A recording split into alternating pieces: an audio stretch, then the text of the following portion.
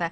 लेकिन फोकस हम कच्चे तेल में करेंगे क्योंकि यहां पर गिरावट गहराती चली जा रही है। कच्चा तेल है वो साल के निचले स्तर पर आ गया है और कच्चे तेल में जब आती है गिरावट तो कई सेक्टर्स के लिए ये पॉजिटिव साबित होती है। वो कौन से सेक्टर्स हैं, किस प्रकार का आउटलुक बनता हुआ दिख रहा है, इसके मद्देनजर ये बताने के लिए अरमान हमारे साथ जुड़ चुके हैं। अरमान, गुड आफ्टरनून, बताइए।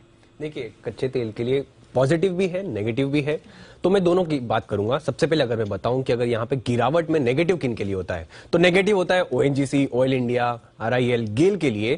क्रूड में गिरावट से इनका यहाँ पर नेगेटिव होता रहता है। क्यों? क्योंकि अगर आप देखेंगे डॉलर एक का अगर बदलाव होता है यहाँ पे, तो इनके जो उत्पाद है वहां पे ईपीएस में अगर लगभग देखेंगे आपका 3% का असर होता है।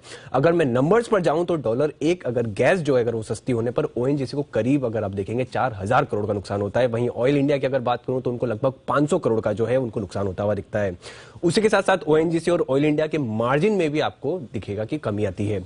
अब ऑयल, ये तो एक्सप्लोरेशन की बात हो गई। अब एक्सप्लोरेशन और ड्रिलिंग कंपनी अगर आप देखेंगे तो वहां पर भी आपको दिखेगा, वहां पे नेगेटिव इंपैक्ट आता हुआ दिखता है। जिसमें अगर आप बात करें सेलान एक्सप्लोरेशन, जिंदाल ड्रिलिंग, एचओईसी, वहां पर बात करें तो वहां पर भी आपको कमजोरी आती हुई दिखती है। उसी के साथ साथ जो ऑर्डर बुक है इनका जो ड्रिलिंग कंपनी के, वहां पर भी आपको कमी आती हुई दिखती है। इसी कारण आपको यूनाइटेड ड्रिलिंग देख लीजिए, एशियन एनर्जी देख लीजिए, वहां पर भी आपको नेगेटिव इंपैक्ट आता हुआ दिखेगा।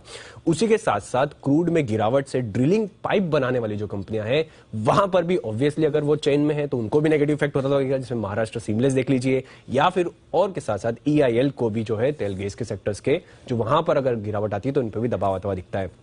अब ये तो बात हो गई कि किन किन को नुकसान होता है। अब किन को फायदा होता है, किन को फायदा है? सबसे इंपॉर्टेंट अगर आप देखेंगे, सबसे पहले पेंट सेक्टर। आज एशियन पेंट्स जैसे बढ़ा हुआ भी है, क्योंकि उसका रीजन ये है कि अगर आप कुल खर्चा देखेंगे, जो उनका कुल रॉ मटेरियल का खर्चा आता है, उसमें 40 से 60% जो है इन पेंट कंपनियों का क्रूड ऑयल डेरिवेटिव्स होता है। तो इस कारण जब यहां पे भाव गिरते हैं तो इनको फायदा होता हुआ दिखता है। उसी के साथ साथ अगर आप बात करेंगे जो टायर कंपनियां हैं, टायर कंपनियों के लिए भी एक इंपॉर्टेंट हो जाता है, क्योंकि लगभग जो इतनी कॉस्ट होती है, जो रॉ मटेरियल कॉस्ट होती है, उसका लगभग 50% के आसपास जो है वो क्रूड ऑयल डेरिवेटिव्स होता है। और एविएशन सेक्टर नो ब्रेनर है यहां पर, उनका भी लगभग करीब 40% जो एटीएफ का खर्चा आता है, टोटल खर्चा होता है, उसका एटीएफ का खर्चा होता है।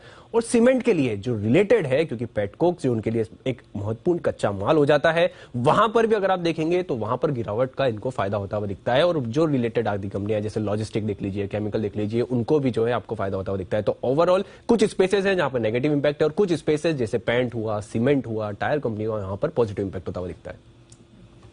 और ओएमसीज भी हम देख रहे हैं, जैसा जिक्र किया यहाँ पर अरमान ने, आईओसी, एचपीसीएल, बीपीसीएल, और बीपीसीएल तो इनफैक्ट टॉप गेनर्स में भी शामिल है।